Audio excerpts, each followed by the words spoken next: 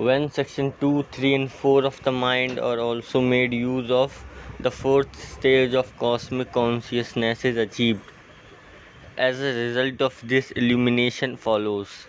The illumination is gradual. Very naturally, the progress is slow.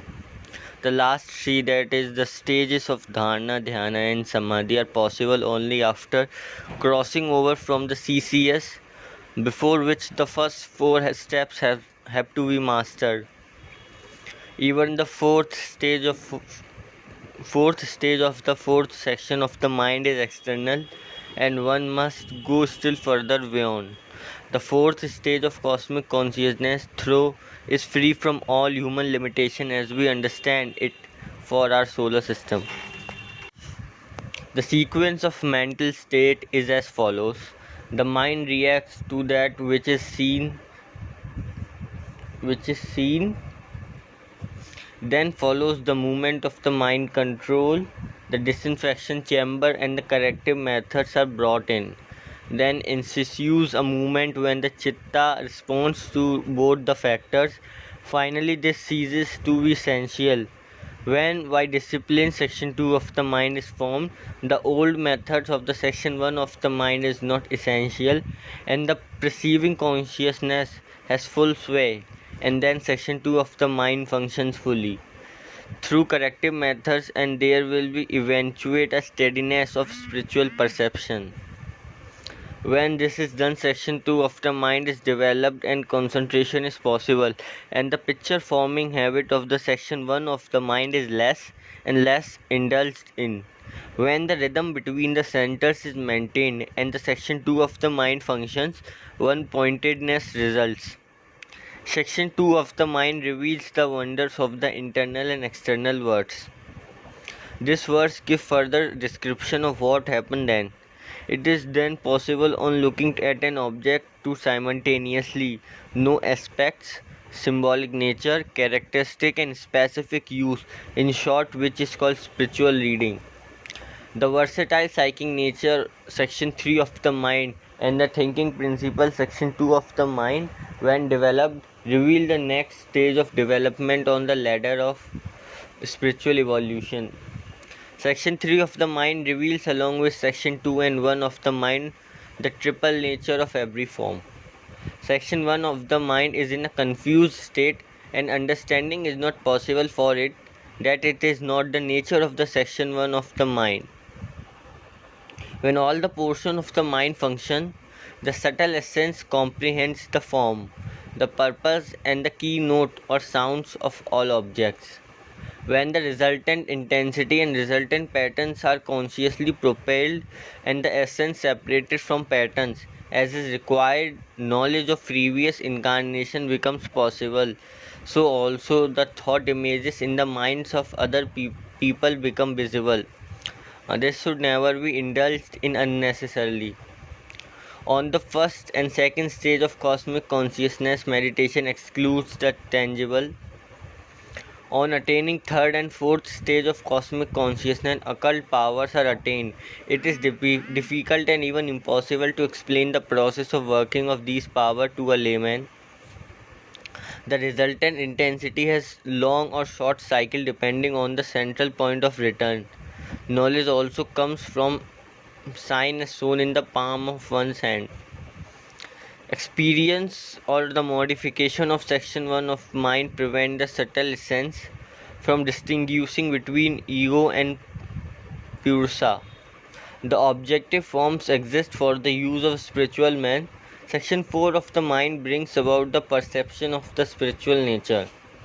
As a result of this, the power of clairvoyance, clairaudience, psychometry, telepathy and other powers arise, producing institutional knowledge. These powers are obstacles to the highest spiritual realization, however fascinating they may be. By the liberation from bondage of the interplay of the qualities of centers, or through their weakening, the creation of plus resultant intensity and pattern follows, and the stage or a moment in time comes when it is possible to consciously propel the resultant intensity as well as the pattern and by so deviating the essence away from the fixed pattern of thought in which it is engaged. One can experience any life and even can understand the mind of another by entering the other's body, and this knowledge is transmitted to section 1 of one's own mind. When the first and second stage of cosmic consciousness is reached, a stage arrives called discarnate, that is free from the modification of the thinking modus. This is the state of illumination. Discarnate should not be misunderstood as free from illumination of the human body as here described. By following the program and disciplines over sufficiently long periods come symmetry and compactness of form, balance of centers, poise of minds, and peace of the subtle essence. The Kundalini rises through the master's grace.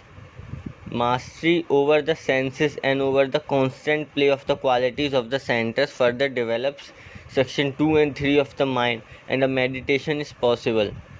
Certain wrong qualities most natural to human being are understood, and even these harmful qualities have thus served their useful purpose.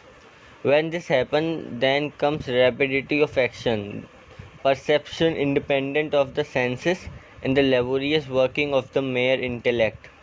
The person reaches the fourth stage of cosmic consciousness and becomes omniscient. The distinction between soul and spirit must here be understood. Why freedom from bondage of the interplay of the qualities of centers? Why a passionless attitude towards all powers of the section 3 and 4 of the mind? One attain the condition of isolated unity. There comes a certain natural repulsion or rejection of all allurements from all forms of being within the radius of our planet and star canopus, even celestial beings, but the possibility of changing the resultant intensity still remains. Section 2 and 3 give intuitive knowledge, and one is able to live in the eternal now. The intuitive knowledge possible through development of section 2 and 3 should progress further, and section 4 of the mind should also be fully developed. Then a state of omniscience and omnipresence will be reached, and such a person is now able to live in the past and future as well as in the eternal now. When the highest stage of cosmic consciousness is reached, liberation from human form and its limitation take place, because now both physical and mental, inner and outer integral harmony of all centers has been achieved. This then is zenyoga, the theory and the practice of finding immediately that which the rest of mankind will find through the slow and sluggish process of evolution, through countless re-embodiments.